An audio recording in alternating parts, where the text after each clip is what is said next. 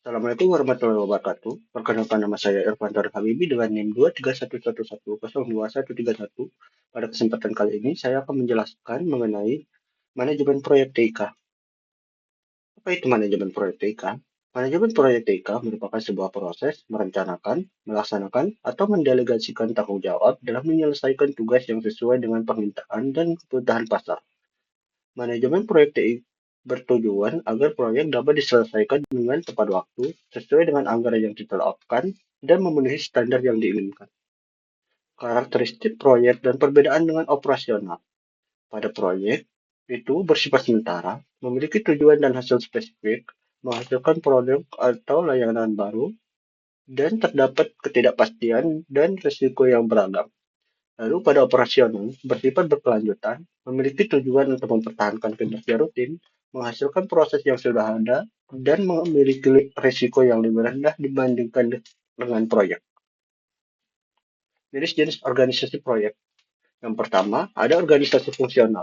Organisasi fungsional merupakan suatu proyek yang dimasukkan sebagai bagian dari divisi pada setiap fungsional dalam perusahaan. Yang kedua, ada organisasi proyek murni, yaitu organisasi yang merupakan suatu proyek yang terpisah dari organisasi induk, di mana terdapat organisasi tersendiri yang di dalamnya memiliki staf teknis masing-masing yang terhubung dengan organisasi induk. Lalu ada organisasi matriks. Organisasi matriks merupakan penggabungan kelebihan yang dipunyai organisasi antara fungsional dan proyek murni.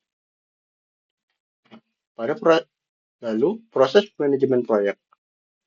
Terdapat beberapa proses dalam manajemen proyek antara lain.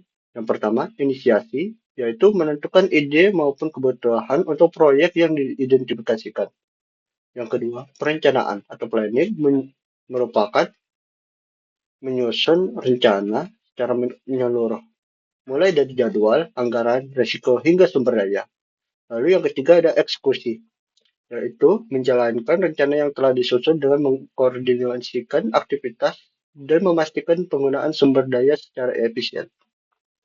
Lalu yang keempat adalah pemantauan dan pengendalian, yaitu memantau secara rutin dan memastikannya jika proyek berjalan sesuai dengan rencana.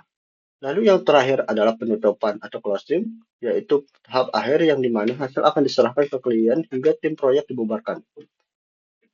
Nah, berikut ini merupakan beberapa jenis sertifikasi manajemen proyek TIK yang dapat diambil. Antara lainnya, Proyek Manajemen Profesional atau PMP, Certificate Associate in Project Management (CAPM), Prince 2, atau Project in Controller Environment. Lalu ada PMI Agile Certificate Practitioner atau PMI SCP. Lalu ada Certificate Scrum Master atau CSM. Lalu kemudian ada Prince 2 Agile, dan yang terakhir adalah Certificate Project Manager